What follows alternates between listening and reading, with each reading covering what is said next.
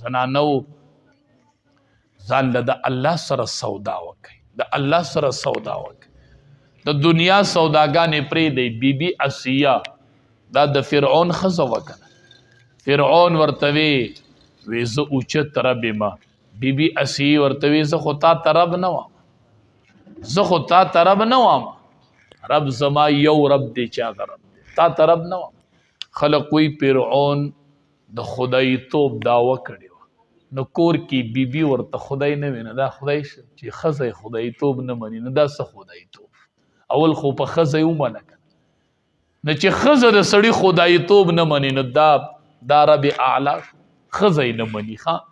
ورته وایي زه رب یم. وی تا ته زه رب وامنه نو ما ته رب ووایه. وی نه وام درته رب. وی بیبي اسیې سزا به درکړم، سزا به درکړم، داسې سزا به درکړمه چې د قیامته پورې به دې سپکاوي او بېعزتي یادېږي. وی راکه سزا، خو تا ته رب نه وام، رب یک یو رب دی. زنانو ګورئ بیبي اسیه نن سودا کوي، د رب علی او هر څه پرېږدي، عزت یې لیلام کېږي، بېعزتي کېږي. دنیاوي اعتبار سره خو ښه مالدار خاوند د لاسه ځي، خادمان د لاسه ځي، هر څه ځي، خو بیبي د رب سودا کوي، بس یو رب علم. فرعون ورته وی سزا به درکړم. وی راکه سزا. فرعون ته ذیل اوتاد وی. اوتاد جمع د وتد د میخ ته وی. د به په خلکو باندې میخونه ټک وخل، یی د میخ په شان مضبوط حکومت و، ځکه ورته ذیل اوتاد وی. وی راکه سزا. چې بیبي اسیې ته سزا شروع کوله او د بیبي اسیې د بېعزتۍ وخت راغې، نو بیبي اسیې لاس اوچت کړل، رب ابني لي، رب ابني لي عندك بیتا فی الجنه.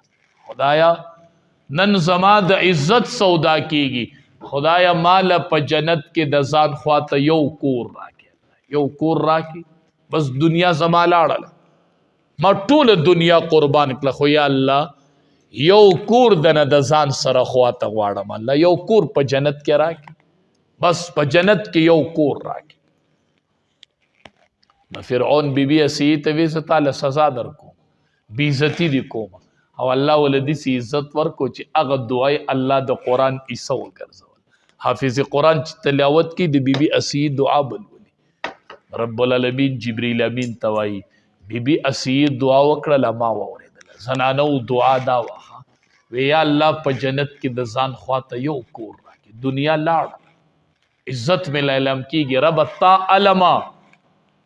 رب العالمین جبریل امین ته وایي د بیبي اسیې دعا مې واورېدله، خو بیبي اسیې دعا نیمګړې وکړله او ما وله پوره قبوله کړله. بیبي اسیه وایي الله جنت راکې، خود وی کور راکې د ځان خواته که نه، خو داسې نه وایي چې یا الله کور هم راکې او کور والم راکې، ځکه دا زنانه نه ده چې کور ورکوم نو دی له د کور والم ضرورت دی که نه. فرعون سره خو مسله راله، کافر دی، دا مسلمانه ده، فرعون ته خدا نشي میلاوی دی، نو جنت به ورکمه، خو دی له کور والم پکار دی، یوازې خو کور نه که نه. نو بیبي اسیې دعا نیمګړې وکړه چې خدایه کور راکې. رب ورته وایي بیبي اسیې ام کور درکو، ام کور والا درکو. جنت الفردوس چې د ټولو جنتونو نه اوچت جنت دی چې ما امام الانبیاء له تیار کړی، هغه جنت مې دله درکو او د نبی کریم صلی الله علیه وسلم سره مې دله نکاح وتړله.